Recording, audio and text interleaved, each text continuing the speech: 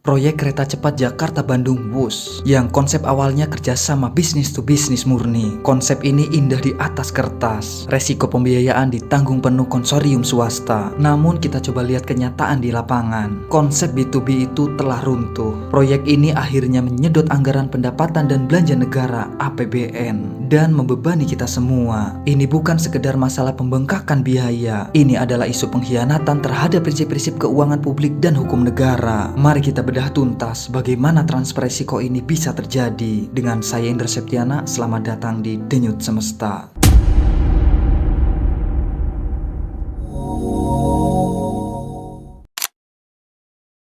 Kerapuhan ini bermula dari dasar perjanjiannya, Memorandum of Understanding (MOU). Secara hukum, MOU sifatnya non-binding, tidak mengikat secara legal. Ia hanyalah kesepakatan politik di awal. Tapi apa yang terjadi di proyek KCIC sekarang? MOU yang seharusnya tidak mengikat ini diubah dan dimanipulasi menjadi dasar legitimasi politik untuk mengeluarkan kebijakan fiskal negara. Ini adalah titik tergelincirnya hukum publik. Dampaknya fatal. Negara yang awalnya berjanji tidak menjamin, terpaksa menyuntikkan penyertaan modal negara (PMN) dan menjamin sebagai pinjaman dari Tiongkok. Artinya risiko besar yang seharusnya ditanggung swasta kini dialihkan ke pundak rakyat melalui APBN. Di mana prinsip pemisahan risiko yang menjadi roh dari kerjasama B2B? Kita harus akui klaim B2B murni itu telah sirna di hadapan fakta ini.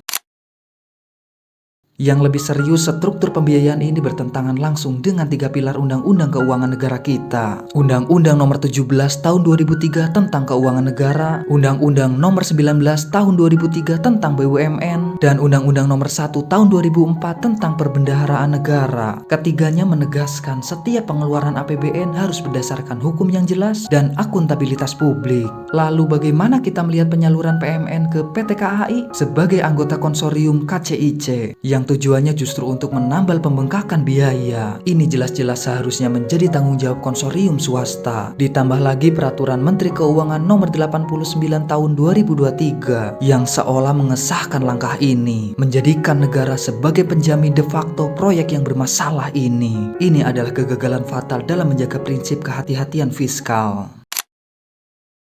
Proyek WUS bukan hanya cacat administrasi, ia cacat secara hukum. Ini adalah keputusan buruk yang harus dihentikan. Setiap perjanjian internasional, terutama yang melibatkan BUMN, harus tunduk pada hukum nasional dan konstitusi Republik Indonesia. Kita wajib memastikan tidak ada konflik of interest dan penyalahgunaan prinsip keuangan negara. Jika terbukti ada transfer resiko yang melanggar hukum, maka penegakan hukum berdasarkan pasal 3 dan pasal 4 Undang-Undang Tipikor harus dipertimbangkan. Kita harus memulihkan konstitusi, karena yang sedang runtuh di sini bukan sekedar proyek transportasi, melainkan kedaulatan negara yang tengah kita pertaruhkan. Bagaimana menurut Anda? Siapa yang paling bertanggung jawab atas proyek ini? Tulis di kolom komentar. Wassalamualaikum warahmatullahi wabarakatuh.